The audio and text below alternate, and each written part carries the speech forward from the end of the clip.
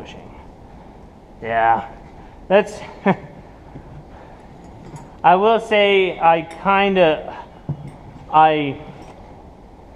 bit off more than I could chew right now. It wouldn't have been this way if our silage harvest stayed on schedule, but our silage harvest got delayed, and so it now everything's on top of itself. Yeah, so but that's just part of it. I can't help the weather, and I try to prevent breakdowns as much as I can by spending $6,000 fucking dollars to make a machine field ready that turns out field ready is 300 bales. But the other thing is right now I'm extremely financially strapped. I couldn't afford to I couldn't afford to do anything really, but I've got some big jobs, and I've got a lot of money coming in, a lot more money than I ever thought I would have coming in starting off. That is, if I get to keep this baling job, I will have lots of money coming in. But being financially strapped and as far in debt as I am, buying 2 new pieces of equipment was a very, very stressful thing for me to do. I've lost a lot of sleep over it. I think I've officially had my first anxiety attack. My wife got a phone call at 12 o'clock in the morning. I had to sleep. I had to be at work at 5, and I got home at 11, and then I laid awake for an hour flipping out because of not, it was just, I think that was my first one. Because, I'm pretty deep in debt, but if the custom hay business goes the way it is going now, I can be out of debt within 3 years would be kind of long term. If it keeps going at the pace it's going, I hope I can do it quicker than that. I hope I can hit my 2-year goal. But I did take $50,000 out of what I could pay all my debt, and I allocated money for a tractor and a baler. What I did do to help myself reach that pay down goal is I actually did a lease on this tractor and baler. I went and found the machines I want, and I worked through a leasing company. They're a very fantastic company so far. So far, I don't have a problem with them. I had a little gripe about things happening, but I did a 4-year lease on the tractor and baler with a down payment, and I have a balloon payment at the end. So at the end of the 4-year lease, I know I want the machinery, so I'm just gonna end up with a balloon payment and do that.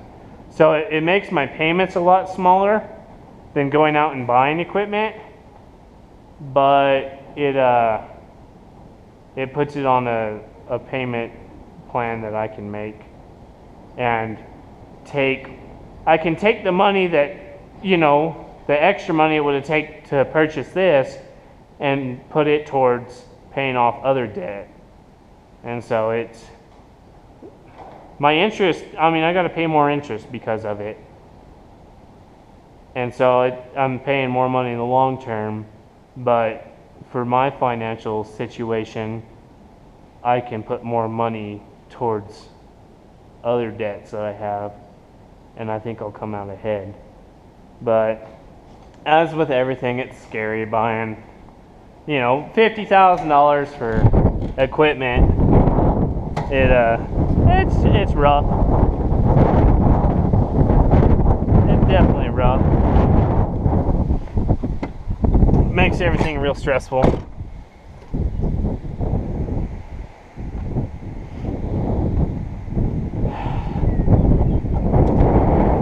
I didn't feel quite as bad about doing it when my 568 baler went down.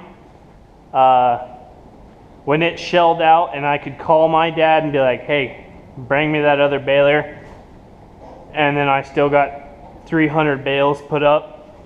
You know, that right there made it a little bit better. Wasn't as stressed out then.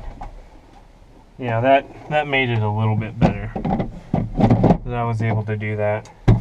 I'm kind of digging this thing. Like, I'm really kind of digging that. But yeah, so that's what's going on. Seems like a nice tractor.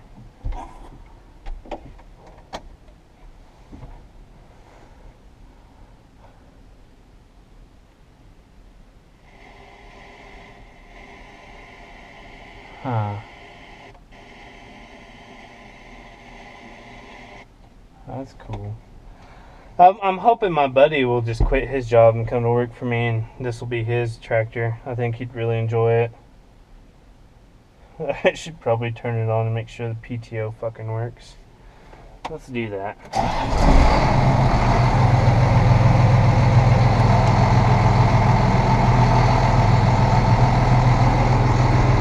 Says it's on.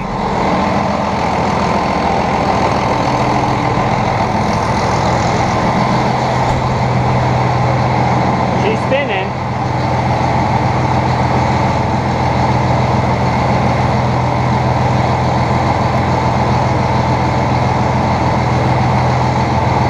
I think there's a solenoid pad.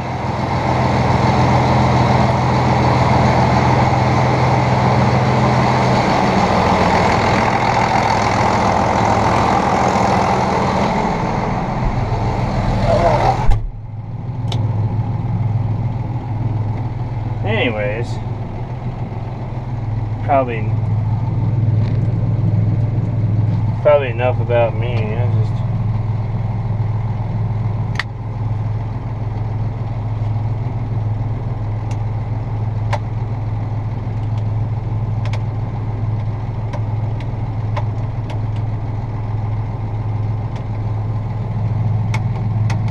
Of course, that may be an issue too. No, that's not the issue. I bet it's got a bad solenoid in it. It's alright, we can take care of that. It's a clean tractor. I said I would never buy a two-wheel drive tractor again, but honestly, for it's got 2,000 hours and it's less than a mechanical front-wheel drive tractor. Like a 10,000 hour 7810 mechanical front-wheel drive is going to cost you 55 to 60 if it's in really good shape. There are better deals out there. Just if you need one today, right now, usually like I need equipment and you don't have time to shop for it, that's probably what it's going to cost you, 50 to 60 by the time you fix something on it and you have to ship it, as far as I do. So for 2,000 less hours and a two-wheel drive, to save $20,000 to $30,000 is a pretty good deal. Yeah. But anyways, I'm gonna turn this off and I'm gonna go home. I'm tired. Now I gotta get up butt fucking early, and I gotta. It's kind of makes me laugh. I'll go ahead and say this one thing. The guy I'm working for lives across the state line in Texas, so all of our start time is Texas time, Central Time Zone. Well, I'm in New Mexico, so I'm on Mountain Time Zone. So I have to start work an hour earlier than everybody else. You know, we're all starting the same time, but I have to be up an hour earlier. I gotta be, you know, from what I'm used to be down there to match everybody else. Well, when I'm done there and then I go bale hay, and when I stop working, I stop on New Mexico time. So I'm an hour behind everybody.